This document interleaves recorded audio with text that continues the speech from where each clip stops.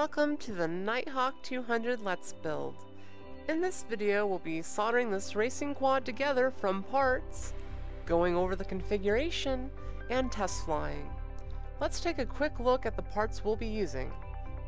We have the Nighthawk 200 frame with MT2204 motors and 20 amp nano ESCs, featuring the Skyline flight controller and power distribution board from EMAX.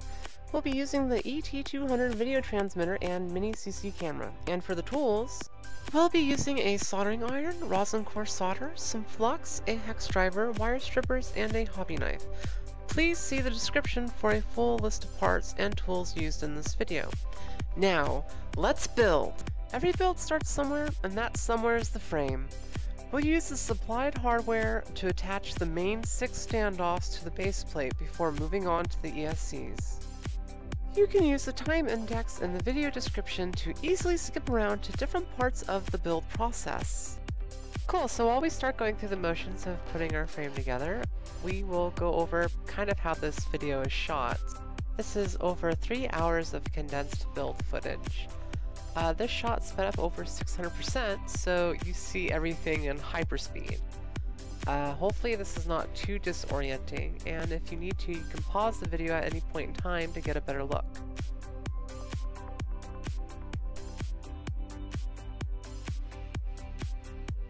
Now that we have the base of our frame together, we can move on to prepping the ESCs. We'll be cutting down the heat shrink, exposing just the motor solder points. We'll be able to desolder the ESC wires and solder our motor wires directly. This is the recommended method for soldering ESCs to motors. Now, it takes a little bit more time, but it has the least amount of failure points, and it's the easiest to work with on this tight build. This process takes a little bit of work. You don't always do this kind of prep on your ESCs. Sometimes you'll completely take off the heat shrink, and then you'll apply a new heat shrink, which is recommended.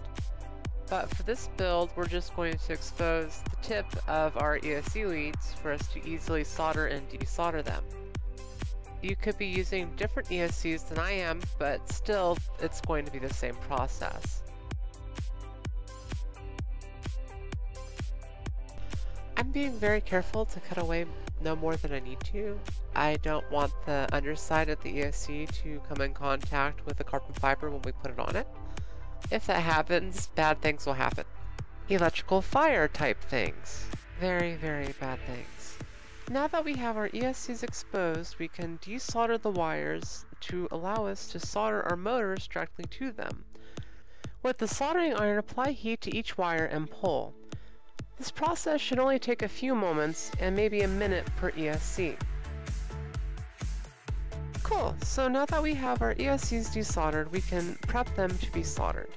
To do this, we're going to use our rosin core solder and tin our ESCs.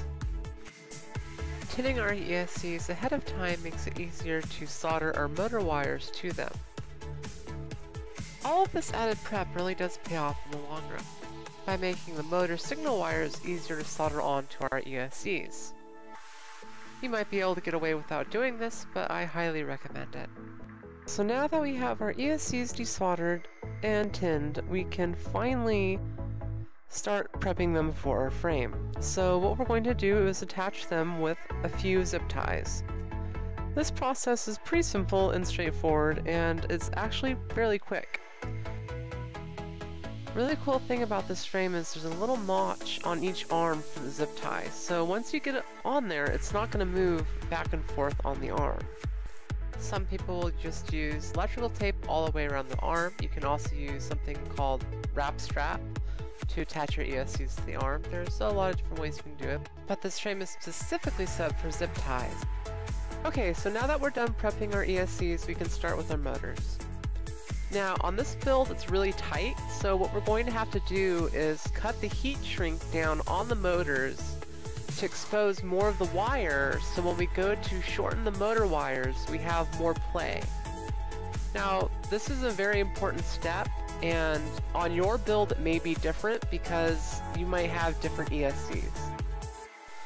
On this build, we have the 20 amp nanos, and they are a little bit big for this particular frame, but it does fit, so just keep that in mind when you're building. Cool, so now that we have our motors exposed and the heat shrink cut down, we can move on to cutting down the motor wires. And for this, we're just going to take one of our motors and put it on the frame and measure out, just kind of guesstimate how much length we're going to need. Now, it's always good to leave a little bit of slack here, so when you go to solder things together, if you need to switch out a motor wire, you can desolder it and move it over to the other ESC lead. So yeah, as you see here, we go through the one motor, and as we figure out the length we need to cut it at, we can then take that one motor, double check the length, and replicate it over to our other three motors. And this saves a lot of time without having to attach our motors to the frame and doing them all individually.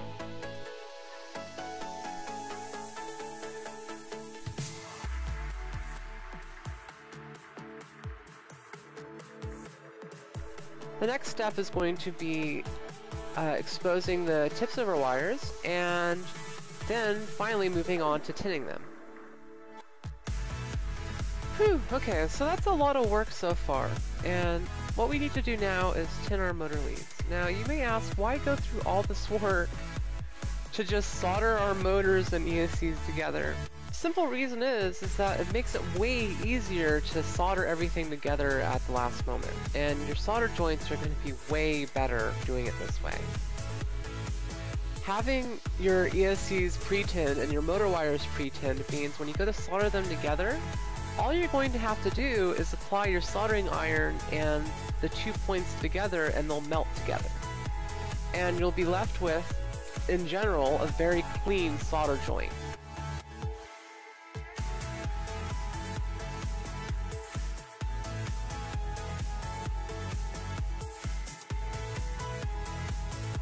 Cool, so now we can attach our motors to the frame now that we have them all tinned and ready to go. To do this, we're just going to use the supplied hardware that came with our MT2204 cooling series motors, and these particular motors came with two sets of hardware, one for 3mm frames and another for 4mm and 5mm frames. And before we get too deep into this process, I'm kind of getting ahead of myself here. What we have to realize is the motor direction, and these motors have defined directions. So there's clockwise and counterclockwise motors, and on these motors you can actually see the motor direction, which way they go. On most other motors it doesn't really matter because you can just change the signal lead and they use regular nylon lock nuts. But on these ones there is a definitive motor direction, so just be very sure of that when you're going to put that on your frame. Now, with these motors, it's very easy to tell because it does have the directions on the motor. So, which way do you want them spinning? Well, the way I remembered it is just have all of your motors spinning inwards. So on the NAES 32 board, and this is different for OpenPilot and CCD, 3D, and NASA, they all do their motor directions differently and which motors are which. So this is only pertaining to the NAES 32. What you can do is just imagine the motors are spinning inwards. So if you're looking at the back of the frame, the motors are spinning inwards towards the frame. If you're looking at the front of this frame, they're spinning inwards towards the center of the frame. Cool, so now that we have that part done, we can move on to soldering our motors to our ESCs. And this is really where all the prep pays off, because all we have to do is take our trusty soldering iron and apply heat to the wires and the ESC leads, and our motor wires should just melt onto our ESCs. And it really is as simple as that. But again, if you don't do this process of pre-tinning and adding solder to all of your ESCs and cutting down, the other way of doing it is just cutting the ESC wires mid-length and then cutting your motor wires mid-length and then using some heat shrink, soldering your wires there without desoldering the wires from the ESCs. Some people do that because it's quick. I know I've done it in past builds, but direct soldering to your ESCs is really the best way of doing it. This means you have the least amount of resistance in your motor wires, so you have the most amount of power getting to your motors. And yeah, so just make sure you pick the method that works best for you. There really is, in my opinion, no wrong way of doing it. Whatever way gets the power to the motors is the right way of doing it. You can also use bullet connectors. I know on a couple of my other builds I've used bullet connectors in the past, and people say that adds points of failure, but to my flying, I've never had that be a problem. So yeah, just keep in mind when you're figuring out how you want to solder your ESCs to, you know, pick a method that works best for you. But for this build and for me, direct soldering is the way to go. And again, we're leaving the ESC wires exposed because it looks cool. So now we can move on to our power distribution board. This is what's going to route all the power from our ESCs to our battery and out to our video transmitter and camera. The Skyline 32 flight controller that we're using comes with these standoffs, but we're going to throw them out. And we're going to use some of our own. These ones are listed in the description, so if you want to use them, you can help yourself. With the power distribution board and the Skyline 32 flight controller on this frame, it's really tight. Tight to the point that I was not able to use my Naves 32 flight controller that I intended to. Thankfully, they're basically the same flight controller, and they will work the same, and they will both run Betaflight. You can also direct solder your motor wires directly to the flight controller of the Naves 32, and that will fit in the frame. So almost done with this part, and now we're left with a mounted power distribution board. So we're going to move our wires out of the way and look at the wires that we have left. So we have positive and negative coming off of our ESCs, and we have corresponding positive and negative connections on our power distribution board. Now what we're going to have to do is just cut our ESC wires coming to our power distribution board down. Again, kind of like the motor wires before, we're just going to want a little bit of play, but enough to be able to move around the ESCs if we need to. And again, kind of like our ESC wires, it's just cutting, trimming them down to size, then exposing the ends of the wires using either a wire stripper or what I prefer, a box cutter. Now, generally these ESCs come pre-tinned and you don't have to shorten them, but for a really clean look and a clean build, and again, the least resistance from wires being in the way from your battery to the ESC, the more power you can get to your ESC faster. Cool, so now that we have our ESC wires cut and exposed, we can tin them with a little bit of flux. And using our soldering iron and solder, we will just add a little bit of solder to each tip. Like the soldering process before us, this one has a lot of prep, and prep time makes the final solder much easier to do. Now we can move on to soldering our power distribution board, and this process is only going to take a quick second, and we don't really need flux for this since we're using rosin core solder. Just make sure you have a hot enough soldering iron to do this. Now that we have everything prepped, we can move on to finally soldering our ESC wires to our power distribution board. Again, you just have to apply heat with your soldering iron and it should just melt into place. On this power distribution board, things are a little bit tight, so be careful to not apply too much solder so it doesn't overflow into the neighboring joints. Because you do have interchanging positive and negative connections, and if any two of those bridge, you're going to have a very bad day. So again, be very careful with this, and if you have any questions about whether or not there's a problem, use a multimeter, because that's the only way you'll know for sure. In this build, I don't think that was an issue, so I don't use one, but again, a multimeter is a very handy tool for diagnosing these kind of things. We lost a little bit of footage of me attaching the XT60 connector to the power distribution board, so It's pretty simple, just like the rest of our wires, and now what we're going to do is move on to our video transmitter and finding a place for it on our frame. I found the best place for it is actually in the back. And we're going to secure it in place with a little bit of mounting tape. This stuff is pretty much what it is, mounting tape. So applying a little bit of it to the back of our video transmitter and then putting our video transmitter on the frame. It's now pretty well secure, and you probably could fly with that, but we need to secure it down in place. So we're going to use a zip tie, put it around, and cinch that in place, and we have the final resting place for our video transmitter.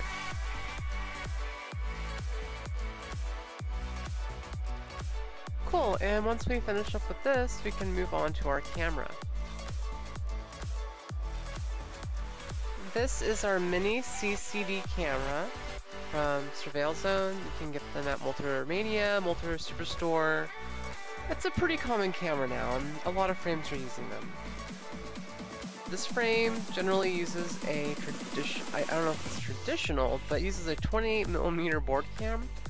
I did not have that, and I did not know I needed that. So make sure when you're putting this frame together, you understand what camera you're going to use. Now, what I like about the mini CCD camera is that we have the mounting bracket that it comes with and allows us to tilt it at different angles. Now on mine, I did have to modify the bracket to fit into the frame. And to do that, I drilled out 2 holes on either side. It was pretty simple, and if you look around, there are cameras out there that have brackets that will fit. So we're getting pretty far in our build process at this point. We need to figure out our video transmitter power. So we need to route our video transmitter to our power distribution board. And this comes with its own wiring harness for the ET200 video transmitter. So what we're going to do is take our harness,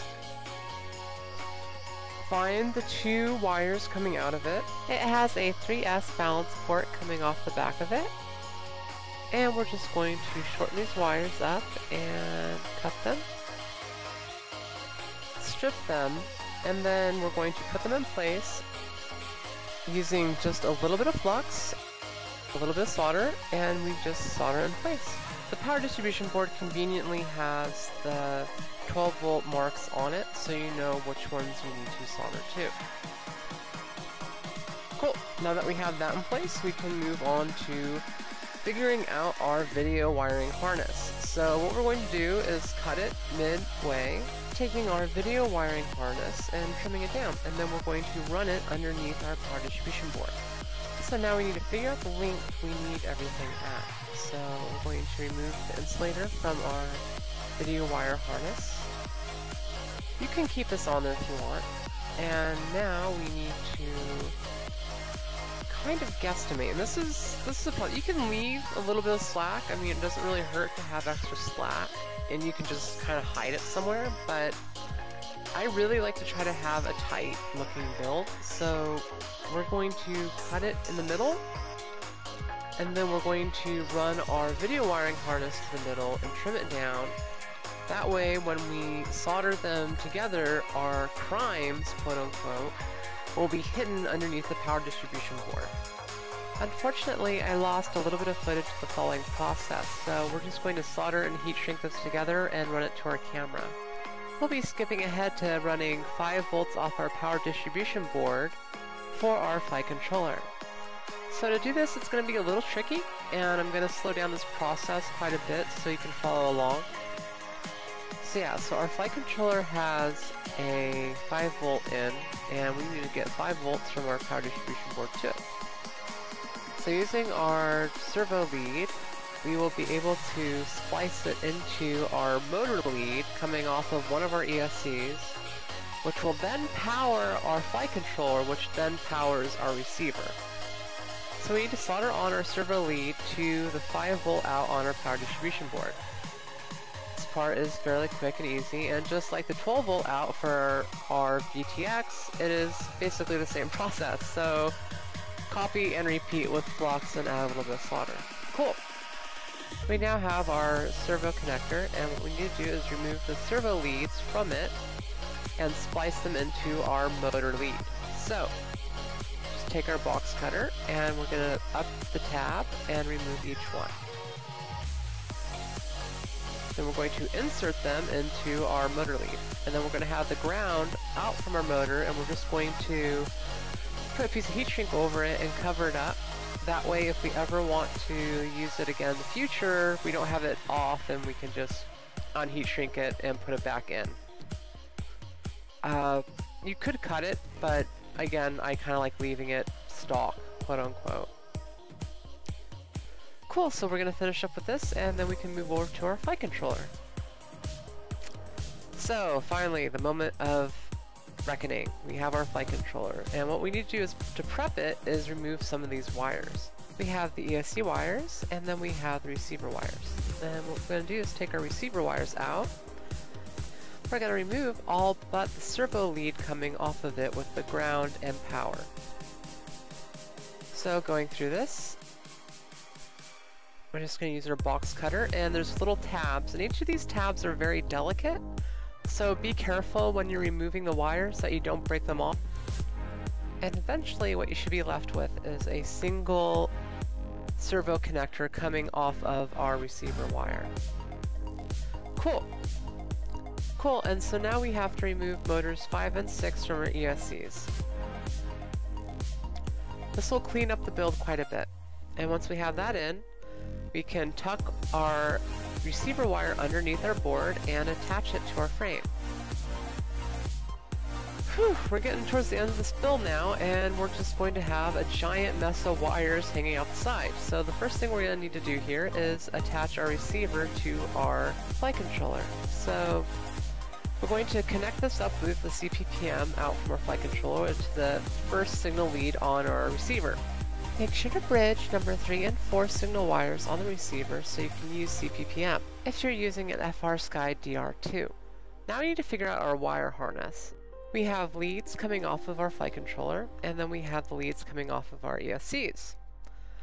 So we have motors 1, 2, 3, and 4, and we have the ESCs marked PWM1, PWM2, PWM3, and PWM4.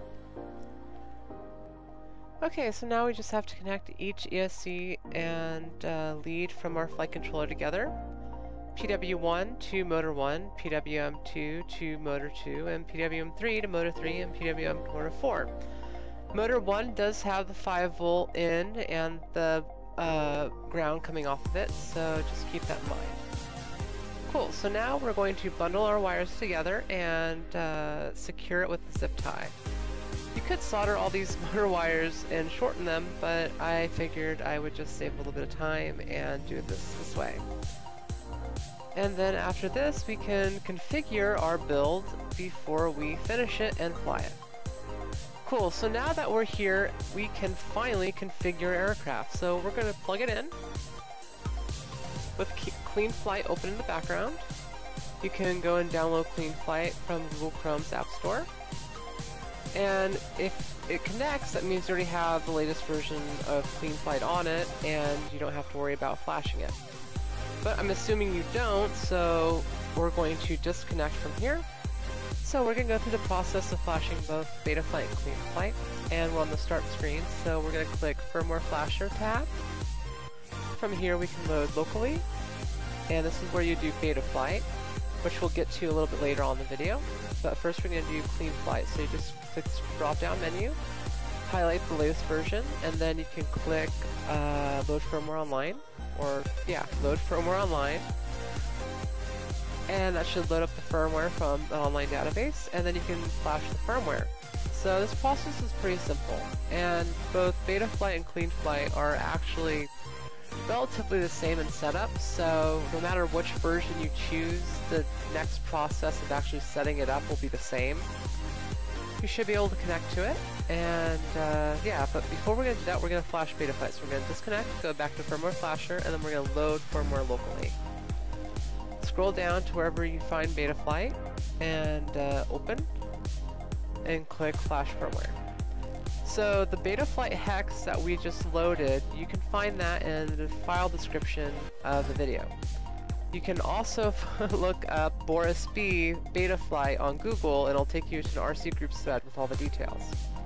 So now we can click connect, and we have our quad all ready with Betaflight. Cool. So the next step is going to be configuration. So we're going to hit the configuration tab. Go in here and hit motor stop because I like my motors to stop when I arm it and stop when I disarm it. And then we cannot use one shot with these ESCs with Betaflight. With regular clean flight, you can enable them. We're going to increase the maximum throttle to 1950, and then we're going to decrease the minimum throttle to 1100. So the motors will start from a lower throttle before we take off. And then down here, we're just going to double check, and we're going to hit RX PPM and scroll up, and yeah, everything looks okay. I'm going to click save. Cool. Yeah, right. So one thing I forgot was to hit 90 degrees on the yaw adjustment. So we're gonna go 90 degrees, and we're gonna hit save again. Cool, so now we're gonna go to PID tuning. So we're gonna use multi-1 rewrite. Make sure that's selected. I'll be posting all the latest PIDs in the video description. So we're just gonna up the roll rate because I like it to be really responsive and roll and snappy. So I generally do about anywhere from 60 to 80 is good. And again, 60 to 80 on the pitch rate. And then we're going to increase our yaw rate to 1.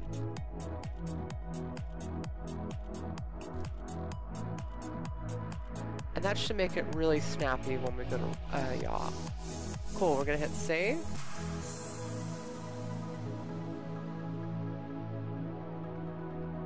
And on Betaflight, you may need to disconnect and reconnect before you can continue.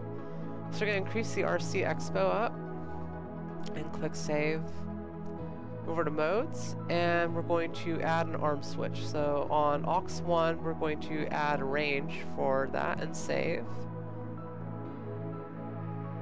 So yeah, this is very handy. I like using an arm switch versus stick commands because if you crash or something, you can disarm it with the switch, and you don't have to worry about bad things happening. We should be set up. At this point, you should be able to unplug it, and we should be able to move on to the next part of our build process, which is binding our receiver to our transmitter and then figuring out whether or not our motors are going the right way. So with our transmitter, in my case the Taranis, using FR Sky DR2, this may be different depending on your own transmitter and receiver, but for this we're going to use mine. So go to Model Setup, scroll down to Bind, it's towards the bottom of the menu, and then you're going to click Enter, and you should hear your transmitter start sending out little pulses every second or so, and you'll hear a beep beep, beep beep, just very faintly. So that means your transmitter is now in bind mode. So we're going to go over to our receiver and our quadcopter.